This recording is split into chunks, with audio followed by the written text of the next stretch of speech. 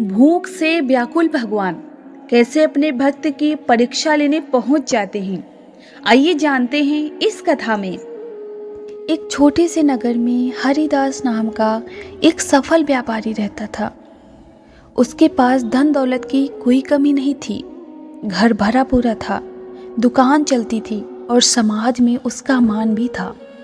हरिदास रोज सुबह मंदिर जाकर भगवान ठाकुर जी के सामने घंटी बजाता और कहता, प्रभु आपकी कृपा से सब कुछ ठीक चल रहा है, बस ऐसे ही मेरा धन और मान बना रहे। हरिदास स्वयं को भगवान का बड़ा भक्त मानता था, लेकिन उसके मन में एक बड़ी कमी थी। वह बहुत स्वार्थी और कंजूस था। मंदिर में कभी दान नहीं देता, किसी गरीब की मदद नहीं करता।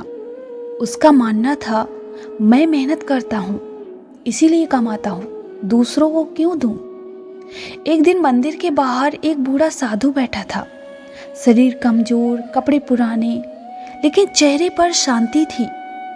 हरिदास मंदिर से बाहर निकला तो साधु ने बड़े ही विनम्र स्वर में कहा, बेटा, आज 2 दिन से कुछ नहीं खाया, अगर थोड़ी सी मदद मिल जाए तो अच्छा रहेगा। हरिदास ने साधु को ऊपर से नीचे देखा और मन ही मन बोला, अगर एक को दूंगा तो रोज देने पड़ेंगे। उसने साधु की बात अनसुनी कर दी और घर चला गया। उसी रात हरिदास को सपना आया।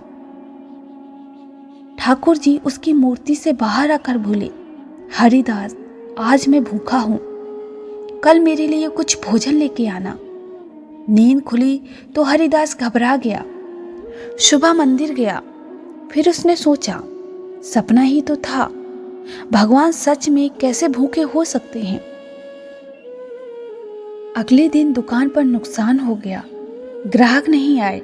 तीसरे दिन और ज्यादा घाटा हुआ। अब हरिदास डर गया।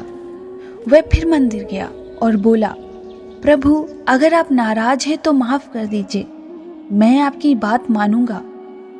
अगली सुबह वह थोड़ा सा भोजन लेकर मंदिर पहुंचा। जैसे ही वह भोजन रखने लगा, वही बूढ़ा साधु वहां आ गया और बोला, बेटा, आज भी कुछ नहीं खाया। हरिदास झुलझुला गया, आज नहीं, बाद में आना। तभी उसके कानों में वही आवाज गूंजी, हरिदास, जिसे तू ठुकरा रहा है उसी में मैं खड़ा हूं।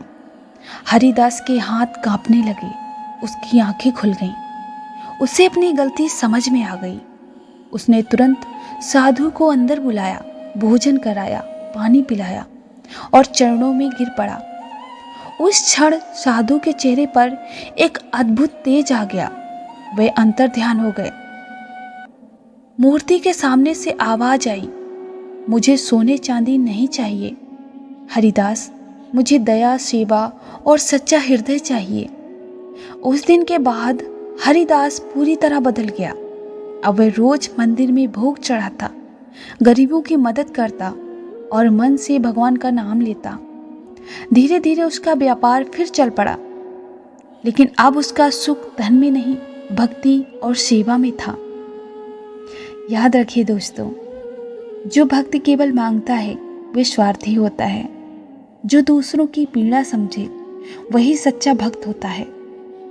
भगवान मंदिर में नहीं, सेवा और करुणा से मिलते हैं।